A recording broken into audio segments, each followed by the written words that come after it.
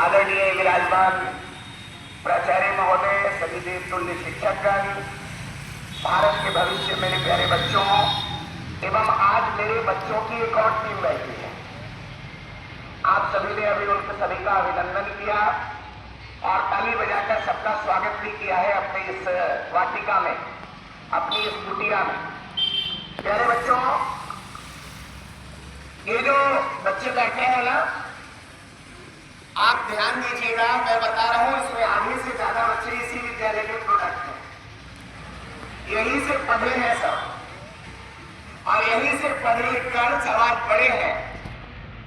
और मैं बता रहा हूं आपको कि ये केवल क्रिकेट ही नहीं खेलते हैं, अपने जीवन में तमाम ऐसे घटकों में जो इनका लाइफ स्टाइल है, जो इनका जीवन है, उन सभी जीवन में इन्होंने अलग अलग क्षेत्रों में भी अपना नाम रोशन किया है। जैसे खेलने में आपके समक्ष आपको लग रहा है कि भैया लोग क्रिकेटर के रूप में सभी के बीच उपस्थित है, लेकिन ये केवल क्रिकेटर नहीं है, इनके जीवन में अनुशासन भी उतना ही है। ये सब विद्यार्थी हैं, सब पढ़ाई भी कर रहे हैं अपनी अपनी। ऐसा नहीं है कि केवल पढ़ाई नहीं कर रहे हैं, ज्ञान अर्जन नहीं कर रहे हैं, केवल क्रिकेट खेल रहे हैं, ऐसा भी नहीं है। ज्ञान अर्जन कर रहे हैं, अपने जीवन में अनुशासन का पालन कर रहे हैं, अपने माता पिता का सम्मान कर रहे हैं, अपने समाज के बड़ों का सम्मान कर रहे हैं और एक आदर्श जो भारतीय जीवन पद्धति है, उस भारतीय जीवन पद्धति से अपने आदर्श मूल्यों के अनुरूप अपने जीवन को अनुशासनात्मक रूप से निरंतर आगे बढ़ा रहे हैं। और यही कारण है कि आज समाज के प्रबुद्ध वर्ग, समाज के अच्छे लोग इनको एक टीम के रूप में एक आदर्श बालक मानता है और खेल भावना से खेलते हुए समाज में आदर्श को स्थापित करने का कार्य ये बच्चे कर रहे हैं। ये बच्चे आप जैसी जो अगली पीढ़ी है, उनके प्रेरणा के रूप में यहां बैठे हैं। आपको प्रेरणा लेना चाहिए कि अपने जीवन में बड़े होकर हमें भी खेलना है, हमें भी विद्वान बनना है, हमें भी खेलकर अपने जीवन में अनुशासन को लाना है। मैं बार बार आप सभी को एक बात बोलता हूं कि जीवन में खेल या जो अलग अलग अज्ञान गतिविधियां हैं, जैसे आप सांस्कृतिक कार्यक्रम वगैरह करते हैं, सांस्कृतिक कार्यक्रमों के माध्यम से अलग गतिविधियां करते हैं, नृत्य की गतिविधि करते हैं, संगीत की गतिविधि करते हैं, बहुत बच्चे अभिनय आदि की गतिविधि करते हैं। जो ये तमाम गतिविधियों में आप लगे रहते हैं, वो भी पार्ट ऑफ एजुकेशन है, एजुकेशन से अलग कुछ नहीं है। अतः ये जो खिलाड़ी खेलते हैं ना फील्ड में, ये भी पार्ट ऑफ एजुकेशन है, एजुकेशन से अलग कुछ नहीं है, ये भी एजुकेशन का एक पार्ट है।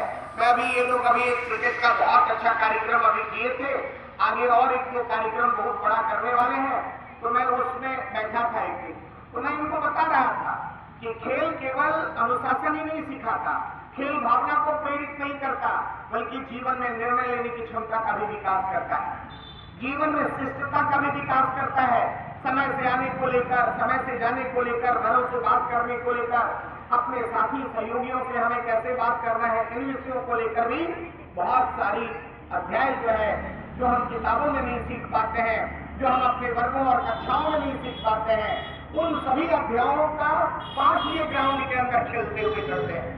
और तब इनके जीवन में अनुशासन आता है, शिष्टता आती है, बड़ों के प्रति सम्मान का भाव आता है, छोटों के प्रति कुछ सिखा देने का भाव आता है, अपने अंदर आत्मविश्वास का भाव जागृत करते हैं और आत्मनिर्भर भी बनते हैं अपने जीवन में। और तब बड़े एक नागरिक के रूप में, एक सुयोग्य नागरिक के रूप में इनका निर्माण होता है और तब इनके जीवन से इनके परिवार को, इनके समाज को और इनको राष्ट्र को कुछ मिलता है। तो इसलिए प्यारे बच्चों, आज भैया लोग आपके सामने जो बैठे हैं, आपकी प्रेरणा के लिए बैठे हैं।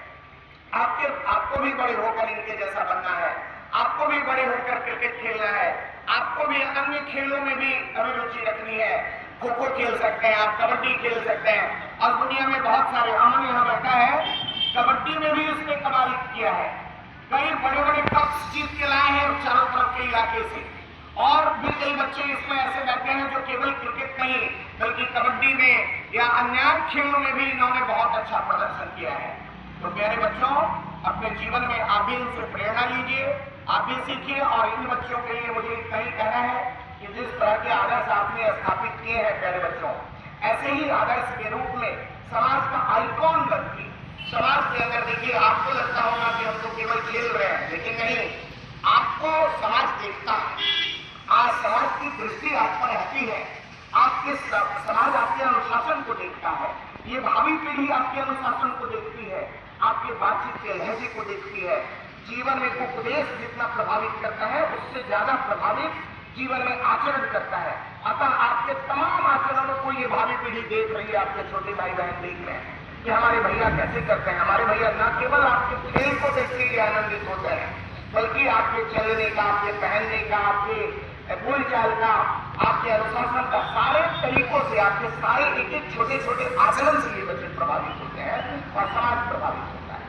अतः अपने खेल के साथ साथ अपने आचरण को भी इतना उत्तम बनाना, क्या खाना क्या नहीं खाना, क्या पीना क्या नहीं पीना, कितनी बातें करना कितनी नहीं करना, कितना क्रोध करना कितना नहीं करना, कितना जीवन में अनुशासन रखना, बड़ों से कैसे बात करना, छोटों से कैसे बात करना, ये ऑलरेडी आपके जीवन में है, तभी आप यहाँ तक पहुंचे हैं। और उत्तम कैसे हो और बढ़िया कैसे हो, इसका ध्यान रखते हुए अपने जीवन को आगे बढ़ाइए।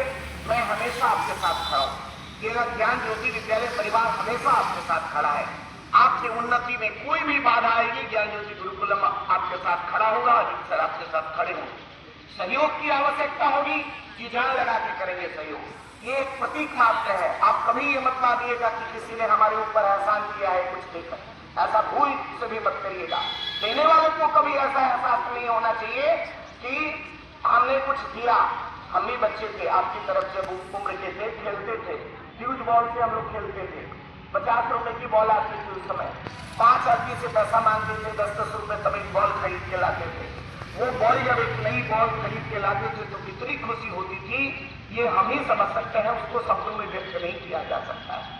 एक बैग 600 रुपए का खरीद के लाते थे, गांव में 20 आदमी से चंदा करते थे और वो चंदा को इकट्ठा करके 600 रुपए का पॉकेट काटते थे। 5 रुपए मिलता था हम लोग को उस समय पॉकेट के लिए, 1 रुपए का खाते थे, 4 रुपए बचाते थे और एक बैग 600 रुपए में खरीद के लाते थे। उस बैग से ड्यूज बॉल का बैग उस समय, ये आप लोग जो खेलते हैं, ये बैग सस्ता मिलता था, ड्यूज बॉल वाला महंगा मिलता था, लेकिन उस समय 500-600 रुपए में खूब सुंदर बैग मिल जाता था। मैं बात कर रहा हूँ 1995 से लेकर 2005 तक, 10 वर्ष हम लोगों ने खेला था, आपकी उम्र में तब थे हम, और कितनी खुशी मिलती थी। तो आज आपको कितना अच्छा फील हो रहा होगा, मैं महसूस कर सकता हूँ। शब्दों में इसको बयान नहीं किया जा सकता, लेकिन जीवन में हमेशा समाज का सहयोग लेकर आगे बढ़ते रहना, अपने खेल से समाज को प्रभावित करना। एक कप आप जीतते हैं ना कभी, एक मैन ऑफ द मैच जीतते हैं ना कभी, वो मैन ऑफ द मैच आपका नहीं होता है, आपके परिवार का होता है, आपके समाज का वो मैन ऑफ द मैच होता है और आपके जिला का होता है। आप थोड़े और बड़े स्तर पर खेलिएगा तो आपके राज्य का और आपके देश का होता है। एक मैन ऑफ द मैच अगर भारतीय किसी क्रिकेट खिलाड़ी को मिलता है ना, तो वो उसका नहीं होता है। एक वैभव सूर्यवंशी को एक अगर कोई प्राइज मिलता है ना, तो उसका नहीं होता है, पूरे देश का प्राइज होता है, पूरा देश गर्व करता है। वैसे ही आप पर आप एक मैन ऑफ द मैच और एक फील्ड जीतने चल चलाते हैं, तो ये समाज का फील्ड होता है, समाज का मैन ऑफ द मैच होता है। इस भावना को हमेशा आगे रखिएगा और चरित्रवान और अनुशासित, ब्रह्मचर्य का पालन करना, चरित्रवान बनना, अनुशासित रहना, मोबाइल का जितना कम हो सके उतना उपयोग करना और अपने जीवन को निरंतर आगे बढ़ाना। इन्हीं सब बातों के साथ आप सभी का बहुत बहुत आभार, बहुत बहुत धन्यवाद और उज्ज्वल भविष्य की कामनाएं ईश्वर से, इष्ट देवता से आप सभी का उज्ज्वल भविष्य हो। आप सभी निरंतर आगे बढ़े, खेल में आप बहुत आगे की टीम बने, आगे की अपने जिला का और राज्य का नाम प्रतिष्ठित करें। ऐसी सभी मंगल कामनाओं के साथ आपको पुनः एक बार धन्यवाद और आशीर्वाद देता हुआ बच्चों से आग्रह करता हूं कि एक बार जोरदार करतल ध्वनि से भैया और बड़े होकर हम भी भैया जैसे बने